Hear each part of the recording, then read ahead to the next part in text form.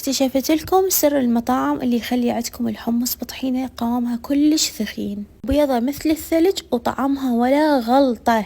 تعالوا خل اسولف لكم شلون حضرتها. بالاول لازم تستخدمين حمص الحصة، الحمص المجروش، هاي النوعية. راح اغسلها كل زين واخليها على النار. انا استخدمت الطباخ الكهربائي من انسايد. راح اخليها على النار، اول ما تغلي راح ارفع الرغوة البيضة، بعدها اتركها من 4 ساعات الى 6 ساعات الى ان تصير عندي بهذا الشكل على نار كلش هادئة. وهنا الحمص بعد ما برد راح افرز قسم من عنده، والسر هو بهاي الخلطة: كوب من المي و5 خواشيق من النشا. اخليهم على النار الى ان يثخنون. راح استخدم محضرة فكير من محلات المظفر. خليت الحمص وهرسه كل زين، بعدها راح انزل عليه الخلطة اللي سويناها وملح وكمون وحامض لمندوزي وفصين ثوم وراشي وعلبة من الجبن وزيت.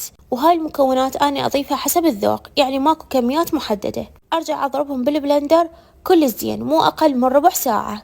راح يصير عندكم القوام كلش ثخين ولون الحمص أبيض مثل الثلج.